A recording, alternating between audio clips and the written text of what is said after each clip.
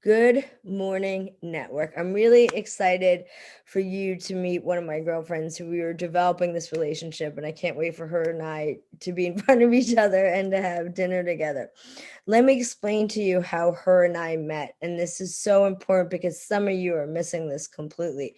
A huge part of social media and your networks is to build the friendships, to take the time and to build the friendships. And I've been telling you that for a year when everybody was locked down. Pamela took the time.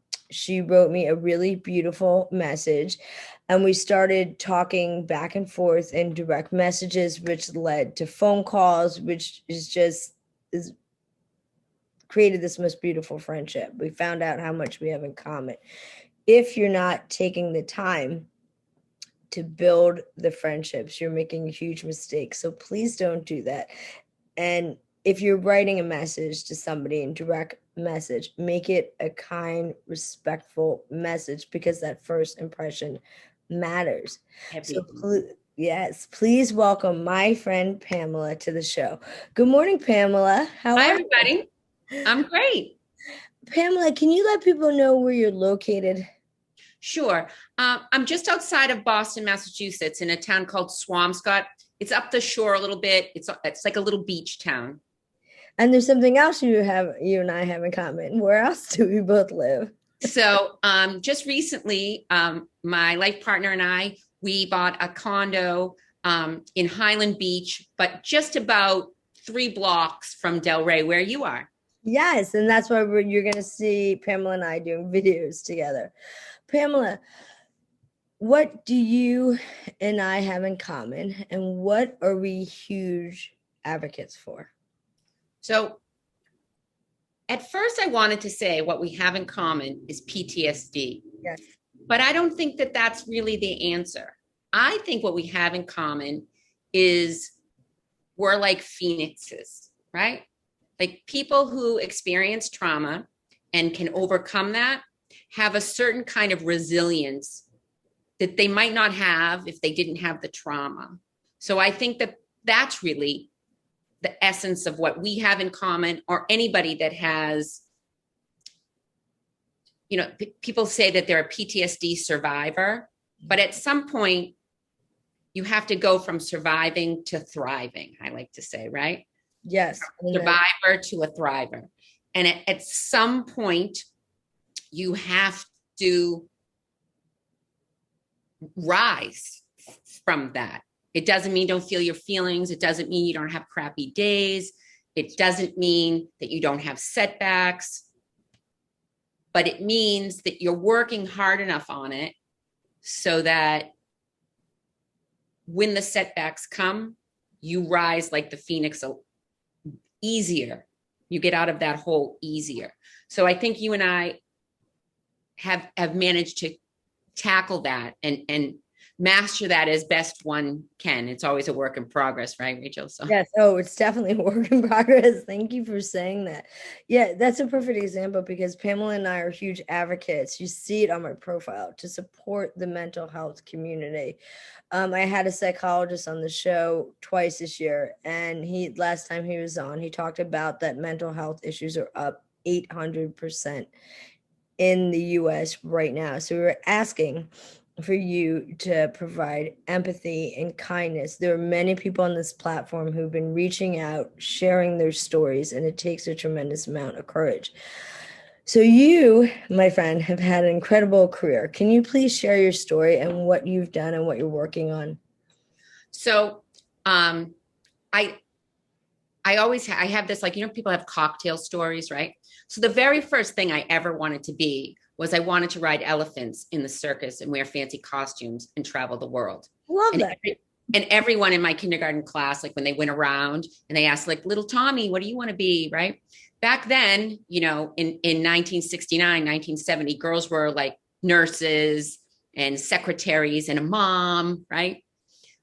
So when I announced to my class that I wanted to ride elephants in the circus and wear pretty costumes and travel the world, that really wasn't well received. Um, that little spirit of that little girl um, transformed it into me training and seeking out a career in dance first and then theater. I graduated from high school a year early, and I packed up my AMC Pacer, which I don't know if anyone remembers what that is, but it's a hideous looking car. And with a television that weighed 400 pounds, like the back is about this big. Right? It's like the back is this big and the screen is this big, right? And I had $800 that I had saved from working at Pewter Pot, and a mobile gas card. And I set off to New York City, where I was going to go to the American Academy of Dramatic Arts and be a thespian, right? I did go to the American Academy of Dramatic Arts, and I was able to work. I did some modeling, I did some dancing, I did some acting, I did some summer stock theater, I did a little bit of print work with regard to modeling. I was in a dance company called Impulse Dance Company for a while. But unfortunately, or maybe fortunately, because maybe I wouldn't be here with you if this didn't happen. On March 1st, which later on you'll get to know, if you get to know me, will become an important date. But on March 1st, 1986, I was brutally raped for hours. I lived at 450 West 47th Street between 9th and 10th Avenue. And I was coming home from my acting class, and I had like all period costumes, like the wigs and things that looked like the 1800s, right? And I had all of these, and I put them down, and I stood up, and someone put their hand in my face and pushed me in through the door. And that was the start of that. For a long time, I don't know, about 2 years maybe, I stayed in New York and continued to work at my craft. It was a good outlet for me, but I didn't get the mental health counseling that I needed. And I think that is when I started to feel like it was something that I should hide, which I think lots of people with PTSD feel unseen, right? We don't, if I showed up here and I had a big scar across my face or half my face was burnt, you would go, oh my God, I'm so sorry. You're hurting, right? But if you just look at me, I don't look like I'm hurting, right? Or that I ever had a scar.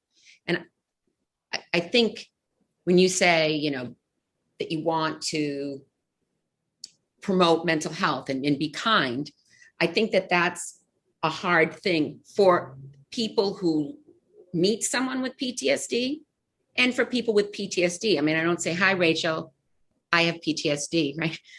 Or maybe with you, I do. But yeah. You know what I mean? You don't just say that, right?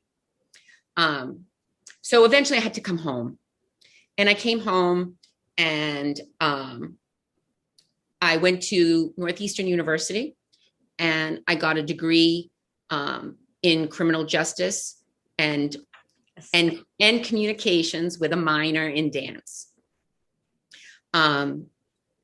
When I graduated from there, I developed cervical cancer, and I tried to look for a job, but I was consumed with that. The good news is I have a wonderful son that I was able to give birth to. So that all worked out great. But one day I happened to be with my mother, where my mom was living, and we went to this little diner that has great hot dogs.